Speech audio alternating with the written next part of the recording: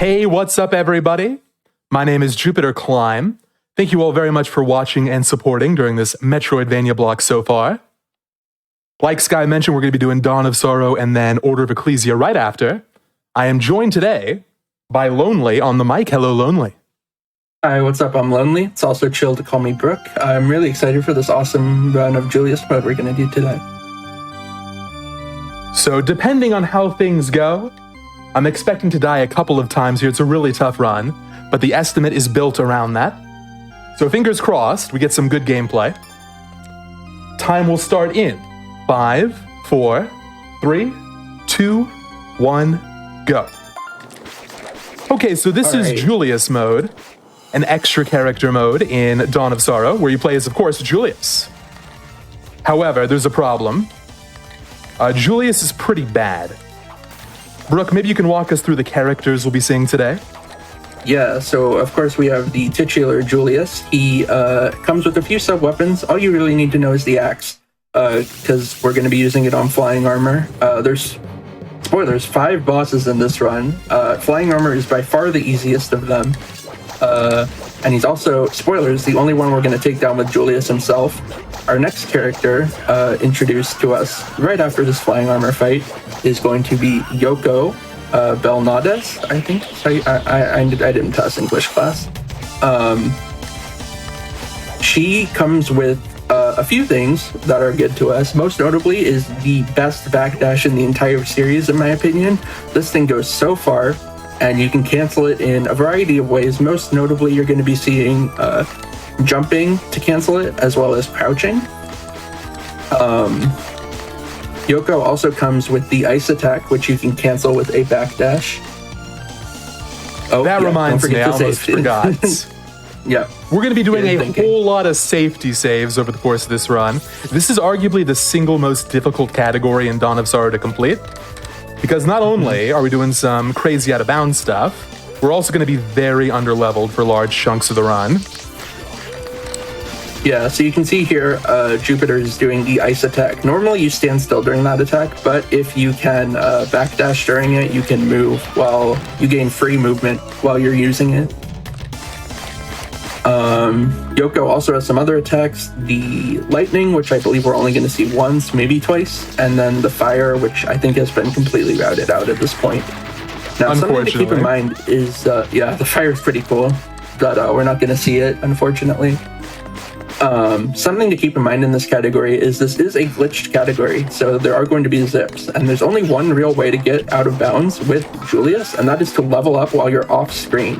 And we'll go more into the details earlier, but basically, that level up part is really important because it means, basically Jupiter has to track his experience. So he knows, for example, that he got a level up off of that skull ape. Please save, by the way. Way ahead of you. So he got a level up off that skull ape, so he knows where he is at this point. So now we're going to fight Dario, the second of the 5 bosses in this category.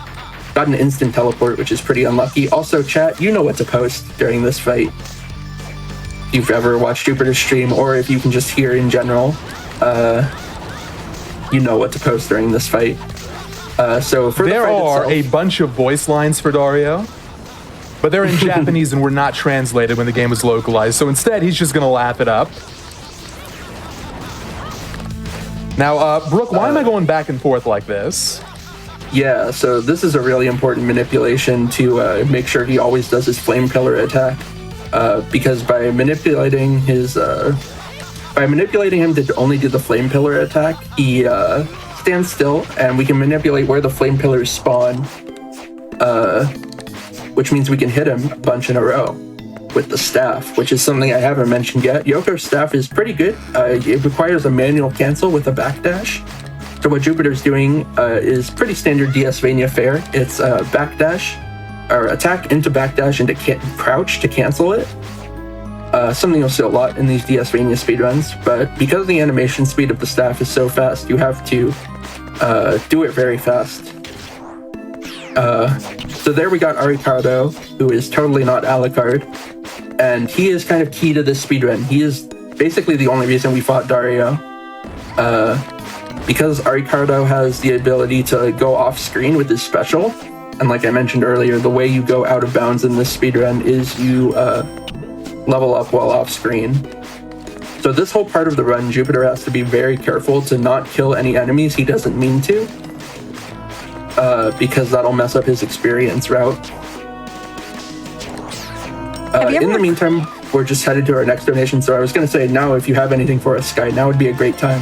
Oh, of course. I was just going to say, when you were talking about totally not a la carte, I was thinking about great value a la carte. But I do have some love from Jupiter's community. We have $25 from Dia, who says, I'd like to thank my lucky stars for making me find Jupiter's stream. Good luck on the run. Thank you so much, Dia. Yeah. We have $50 from Rom Scout, who says, always happy to see top-notch Castlevania play during these events. Good luck with the super long boss fights and sexy backdash cancels, Jupiter. Thanks, Rom. Now, everything I know about this category I learned from Rom, so big shout-outs to Rom Scout. Yeah. Shout-outs to Rom Scout, basically one of the legend of Castlevania. Many of us would not be here running these games if it weren't for him. So a tiny skip there, and we're coming up on the big skip, which is going to be the level up out of bounds. So hopefully, as long as everything worked. Ooh, perfect. First try. Nice, first try. So the way that worked is he leveled up while out of bounds, and that took him into the next screen over, which is Mine of Judgment, and that basically skipped the entire game. It's actually the only major skip in this entire category, but it's all we need, because it skips literally everything that we didn't already do. Now you'll notice we are level 10, and like Lonely says, we're approaching the end of the game. That causes a problem. How do we defeat these bosses at such a low level? The answer is... Sorry, go. I'm curious. Well, there are a couple answers, really. There's Yoko and there's Alucard. I was going to say Julius is not going to feature here in the end game. Yeah. It's actually pretty cool the way this works out. Julius gets one fight, Yoko gets 1.5, and our Alucard gets 2.5. You're going to see what I mean by half a boss right here, because we're headed into death fight. And now, depending on what you count as a death fight, this may be the best death fight in any Castlevania category. As you can see, we're doing pretty low damage, 6, so we have to rely on our icicles. And because of Death's large vertical hitbox, we can get double hits with the ice, because their invincibility timer runs out after the first hit.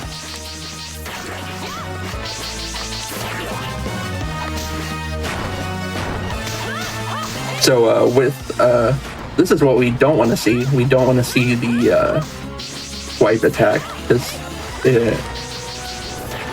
it just doesn't give us much opportunity to hit him with icicles, which is our main DPS. For context, I would consider this maybe the most difficult boss in any Castlevania speedrun. It has two splits. It has two splits. I have a split for Death 1 and a split for Death 2. That's pretty crazy.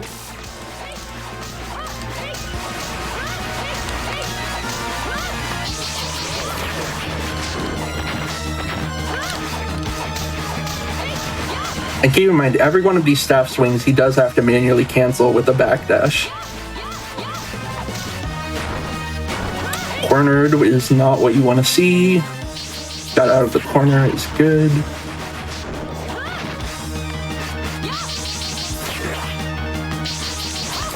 Should be phase 2, not... Oh, yeah, there we go. I don't have audio, so I can hear the laugh. So now we're into phase 2, which we're going to fight with Alucard. Like I mentioned earlier, this boss is split in 2 phases. So this is where the fight gets really tough. He has a few different attacks that are pretty difficult to read, but the most dangerous thing he can do is just nothing. I've always said this about this fight. The most dangerous thing he can do is nothing. Just moving around and not attacking. Ooh, pretty precarious pattern there, but got through it just fine. Yeah, there's a lot of decision making going on here, which I really love about this fight. For example, Jupiter could decide to dive kick the sickles to gain some airtime, which is risky, but it lets you hit him a little more. And speaking of hitting him, we are only hitting him for 10 damage, which is not a lot. So it is going to take a while for him to go down.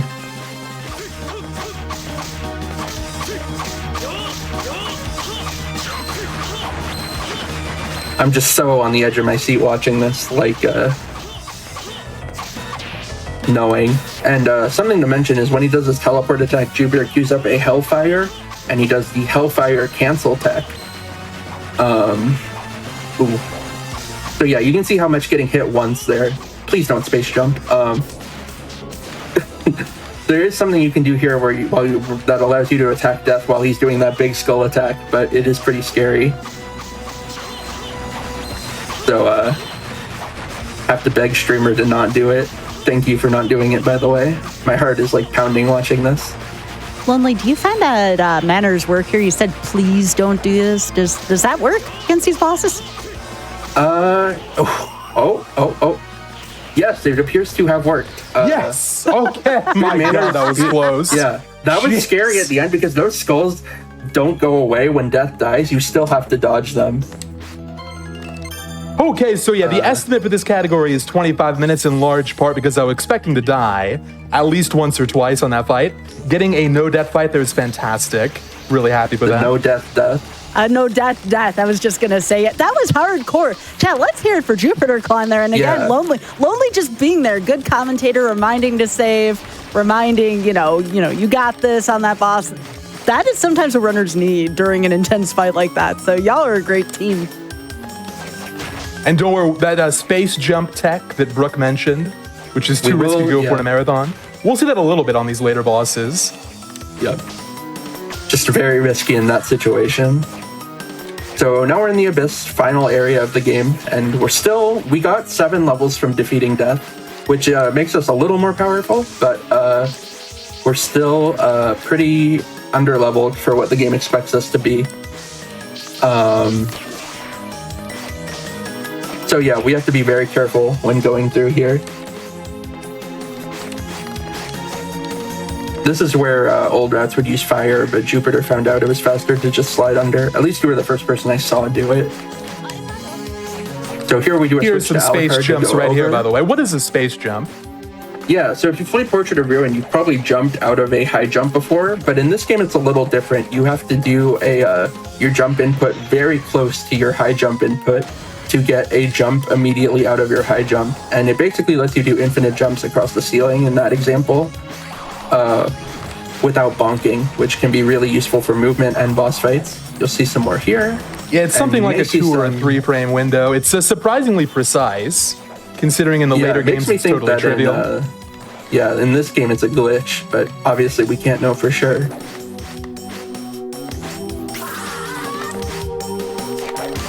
All right, coming up on boss number 4 of the entire run, which is going to be Abaddon. This boss can be particularly nasty. The main thing with this fight is the locusts he summons. We're looking to wedge ourselves in the corner and then just cancel, or at least that's how I would go about it. Obviously, yeah, like this. We're hoping for just spawns that will let us do this, which he is currently doing. Some space jumps to avoid the locusts there. And something worth noting is the iframes on these locusts are incredibly short. If he gets hit by one, it is extremely likely he will get hit twice. Or even 3 times, which can add up to over half of his life bar.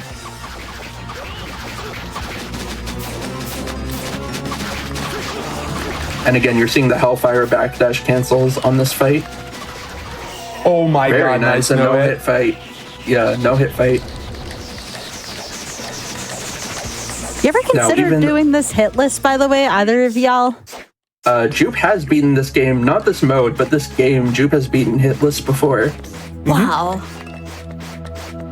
And it's tough, for sure. Yeah. Actually, I believe you've beaten all the Metroid-style Castlevania's hit lists at this point. Is that correct? Still got a few more to do, but we're on our way. Yeah.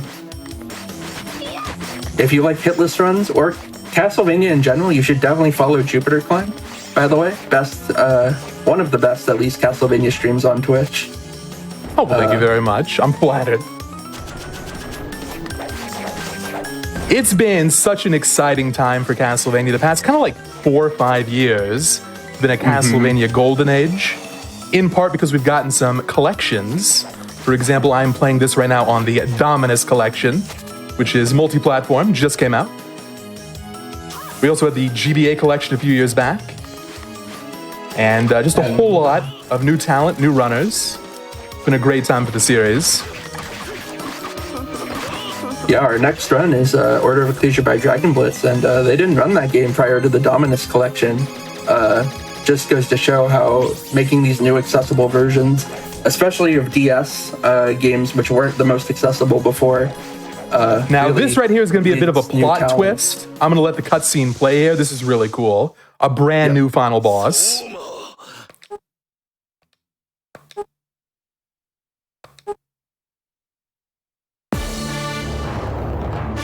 This whole time we were playing the bad ending from the main game, where Soma becomes Dracula. Whoops! Okay, well, Sorry, I was talking about the cutscene. Gaibon got me. That's all right. No big deal. we're just gonna not get hit the rest of the fight.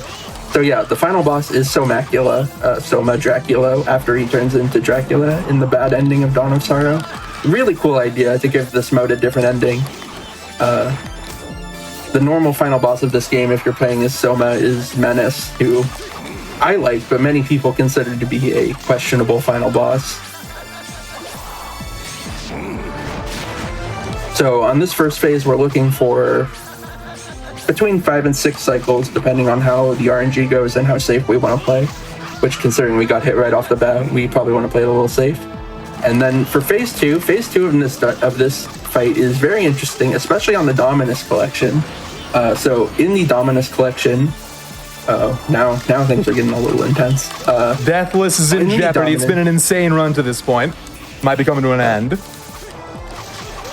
Well, but yeah, please go ahead. To continue no matter what. On the Dominus collection, they intentionally are not, kind of up in the air, sped up some of the attacks of this fight. The running theory is that because of the reduced lag, the attacks are just faster because they were made to be played under lag. This is like the no lag attack speed, if that makes any sense. In fact, when this collection released a few months ago, it was Curry the Kid, hope you're doing well, tweeted, like, what did they do to my boss fight? And that was really funny for us who were familiar with the boss. Ooh, super clutch dodge. So yeah, we are just attacking here. So even with an attack as fast as Alucard's sword, Jupe can still cancel so fast that it's faster to cancel. And yeah, so the way we have to fight this boss on the Dominus collection. Let's go! Nice! Let's go! Deathless run. Wow. Very Alrighty, impressive. GG. Yeah. We are Super way awesome ahead of Jupiter. estimate. Yeah. We could do another run. I'm just kidding. Yeah, so that's the strat for that boss, TLDR, is a little different on Dominus because of the attack speed. But yeah, super impressive run, Jupiter. Okay, I gotta catch my breath. Any final thoughts here? First of all, everyone definitely go follow Lonely. Really appreciate the code comments. They were great. No. Go follow JupiterClimb at twitch.tv/JupiterClimb. I think it's just JupiterClimb. There's no one, right? Nah, just the name. Yeah. I do Castlevania like 6 days a week. This is my main series. We did actually get record for this in setup for this event, so a lot of practice. The practice paid off. Current record time is a 15:33, and I will be trying to grind that down to a sub 15:30 in the next week or two. Yeah. Super exciting. Super awesome to show off a deathless run of this category. I'm not going anywhere. I'm going to be here for the next run. So, Jupiter, if there's anything you want to say. Just thank you all very much for the support. It's a really important cause. Thank you for being here. And of course, thank you so much for having me. Sorry there wasn't much time for donation reading during this one. It's just such a jam-packed run. Oh no, Lonely, I absolutely appreciated your comms so much too. I mean, Jupiter, your playing was great. Lonely, your comms are great. Just thank you all so much. Y'all are such a great team. And be sure to follow both JupiterClimb and Lonely. So Lonely, when are you running this, huh? I have run all bosses, but any percent might be a bit too much for me for Julius mode. Understandable. Well, thank you all so much for this. And again, any other last minute shout outs? Not for me. Shout outs to Teo Belmondo, who's a Japanese runner who found a memory corruption route for any percent, which was really cool. We had never seen anything like that for Julius mode before. That's a very new developments in the past month or so. Oh, you know what? That actually reminds me of something. I talked before about this is like a golden age of Castlevania. More players from around the world keep picking these games up and finding new routes, new strategies. There has never been a better time to learn a Castlevania speedrun. And we'd encourage more people, if you're interested, please do give these games a try. We'd love to have more players. Yeah, you can find the Discord link in any of these games. All the handheld games for Game Boy Advance and DS all share the same Discord as of right now, so you can definitely find the Discord on any of those speedrun.com pages.